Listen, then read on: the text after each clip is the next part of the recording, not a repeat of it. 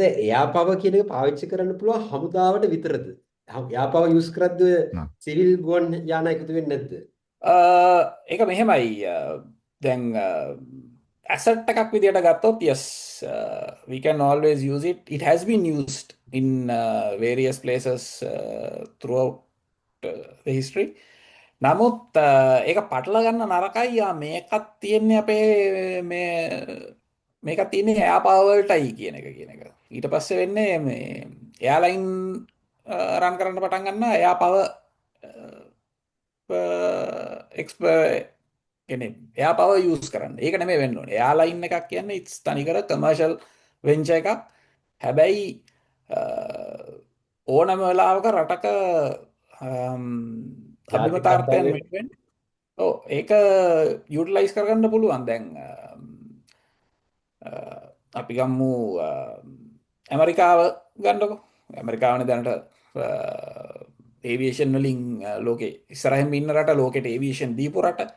දැන් ඇමරිකාවේ national airline එකක් කියලා එකක් නැහැ. ගවර්න්මන්ට් ඕන් එයාලයින් එකක් කියලා නැහැ. නමුත් ලෝකේ තියෙන ලොකුම එයාලයින් හතරක් ඒ රටේ ප්‍රධාන වශයෙන් ගුවන් සේවා සැපීමේ නිරත වෙනවා. නාමිකව ගත්තොත් American airlines, united, delta and south west. ඉතින් අතරම සවුත් වෙස්ට් කියන එයාලයින් එක ගොඩාක්ම ඩොමෙස්ටික් කොපරේෂන් එකට ලිමිට් වෙච්ච එයාලයින් එකක්. අනිත් තුනම ලොකු ග්ලෝබල් නෙට්වර්ක්ස් එක තියෙන ඒවා. ඉතින් අදටත් ඒගොල්ලන්ගේ US Air Force එකට තියෙන අතිමහත් එයාපාව එක තිබ්බත් අදටත් ඒගොල්ලන්ගේ යම් යම් ස්ට්‍රැටජික් ට්‍රාන්ස්පෝර්ට් රික්වයර්මන්ට් වලට ඒගොල්ලෝ මේගොල්ලන්ගේ ඔය එයාලයින්ස් යූස් කරගන්නවා. ඉතින් ඒක රජයට අයිති වෙන්න ඕනෙත් නැහැ. රජය විසින් පවත්වාගෙන යන්න ඕනේ කියලා දෙයක්වත් ඉඩක් නැහැ. නැහැ. ඔව්. නමුත් රටේ තියෙන ස්ට්‍රැටජික් ටූල් එකක් විදිහට ඒක රටට ඒක බලන්නත් පුළුවන්. දැන් Yeah, ඒ විදිහට I think this is where the term state comes in. State.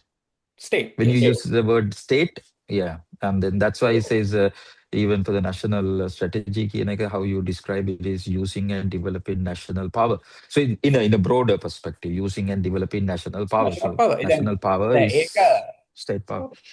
ඒක ඇමරිකාව දකින විදිහට වෙනස් විදිහකට දැකලා මේ කමර්ෂල් ඒවියේෂන් තමුන්ගේ ස්ට්‍රැටජික් ඇසට් එකක් විදිහට ඩිවෙලොප් කරපු රටවල් තමයි ඩුබායි, කටා, සිංගප්පූර් මේ රටවල් ඇවිල්ලා government control airlines, government owned airlines. ඒවා but they see that as a very important strategic asset of that country. So yes, Kasul, even not only military airlines, not only Yes. military air assets, even commercial air assets, අවශ්‍යතාවයක් આવොත් even private air assets can be taken as tools of air power. ඔව් ඇත්තටම sir. ඒක හොඳ point එකක්. විශේෂයෙන්ම ඔය gulf යුද්ධය 1991 ඇති වෙගෙන එද්දී කුවේට් සහ මැද පෙරදිග රටවල හිටිය ඉන්දීය සහ ලංකාවේ වර්කර්ස්ලව මෙහෙට ආයේ රිපැට්‍රියේට් කරද්දී විශේෂයෙන්ම ඉන්දියන් එයාර්ලයින්ස් එක ලොකු රෝල් එකක් කරා නේද? ඔය Yes. ලයින්ස් යටතේ. ඔව්. ජාතික ඒක කරනවා. එතකොට අපිට තව උදාහරණ කරන්න පුළුවන් COVID-19 වසංගතයේ මුල් කාලේ. ඇත්තටම වෛරස් එක ගැන වැඩි දෙයක් නොදැන ඉද්දී අපේ 33 දෙනෙක් හිර වෙලා හිටියා චීනේ වූහාන් වල. වුහාන් යා. එතකොට ඒගොල්ලොන්ට මුකුත් කියන්නේ වෛද්‍ය ප්‍රතිකාරවත් හරි හැමං කෑමවීමක්වත් නැතුව අනේ අපේ බේරගන්න කියලා මේ මම හිතන්නේ එක්කෙනෙක් වීඩියෝ එකක් දැම්මා. මම හිතන්නේ චීනේ WeChat එක හරහා දන්නේ නැහැ දැම්මේ නැත්නම් කොහමරි Facebook එක හරහා මම හිතන්නේ පණිවිඩය ආවා. ඊට පස්සේ අපේ වෙනම ශ්‍රී ලංකන් එයාලයින්ස් Airbus A330 එකක් වූහාන් වලට පියාසර කළා. ඒගොල්ලන් වරගෙන ආවා. ඉතින් ඒකේ වෙලාවේ ශ්‍රී ලාංකිකයෝ 33 දෙනෙක් බේරගන්න කළ යුතුම දෙයක්.